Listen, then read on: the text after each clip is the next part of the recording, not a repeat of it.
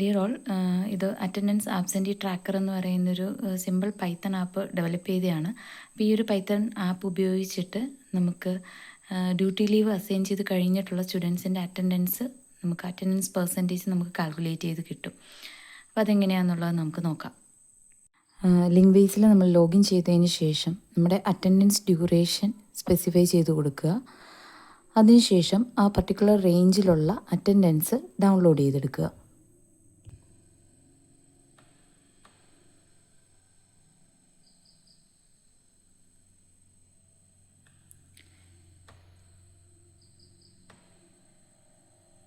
Okay, നമുക്കിപ്പോൾ attendance report അവർ vice നമുക്ക് അങ്ങനെ ഒരു എക്സൽ ഷീറ്റ് ഡൗൺലോഡ് ചെയ്തെടുക്കാനായിട്ട് പറ്റും.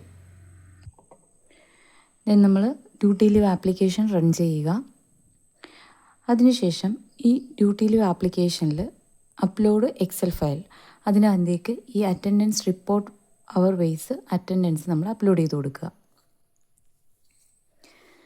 ദെൻ ഡ്യൂട്ടി ലീവ് മാർക്ക് ചെയ്യാൻ വേണ്ടിയിട്ട് നമുക്ക് ഏതാണോ സെലക്റ്റഡ് ഡേറ്റ് ആ ഡേറ്റ് സെലക്ട് ചെയ്ത് കൊടുക്കുക. ദെൻ ആ ഡേറ്റിലുള്ള അവേഴ്സ് ഈ സെലക്റ്റഡ് അവർ എന്ന് പറയുന്ന ടാബിൽ ഓട്ടോമാറ്റിക്കലി വരും. അതിലേത് അവറാണോ നമുക്ക് വേണ്ടത് ആ അവർ സെലക്ട് ചെയ്ത് കൊടുക്കുക. Then specify the roll numbers, ആരുടെയൊക്കെയാണോ റോൾ നമ്പേഴ്സ് ഡ്യൂട്ടി ലീവ് നമുക്ക് അസൈൻ ചെയ്ത് കൊടുക്കേണ്ട റോൾ നമ്പേഴ്സ് ആരുടെയൊക്കെയാണോ ആ റോൾ നമ്പേഴ്സ് ഇവിടെ സ്പെസിഫൈ ചെയ്യുക.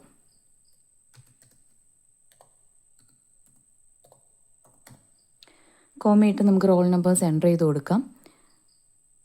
ദെൻ ചെക്ക് അറ്റൻഡൻസ് നോക്കുകയാണെങ്കിൽ നമ്മളവിടെ ആബ്സെൻ്റ് ആയിട്ടായിരിക്കും കാണുന്നത്.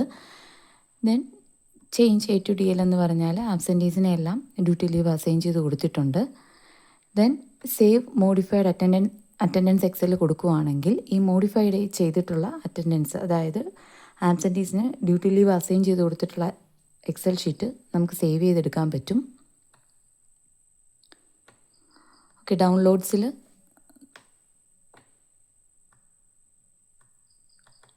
നമുക്ക് ആ മോഡിഫൈഡ് അറ്റൻഡൻസ് അവർ വൈസ് കാണാൻ പറ്റും.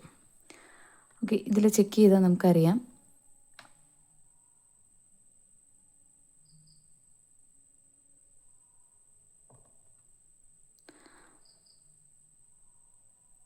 ആ ഡേറ്റിൽ സ്റ്റുഡൻസിന് ഡ്യൂട്ടി ലീവ് മാർക്ക് ചെയ്തിട്ടുണ്ടാവും.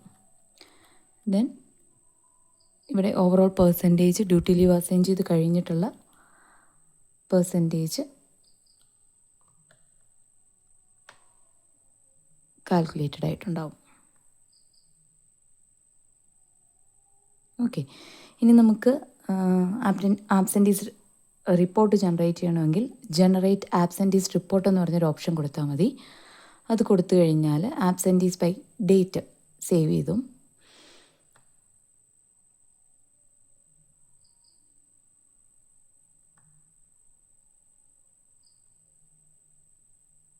ഓക്കെ.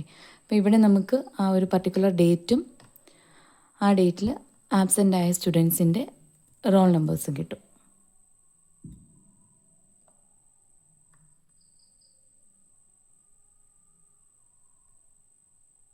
ഓക്കെ.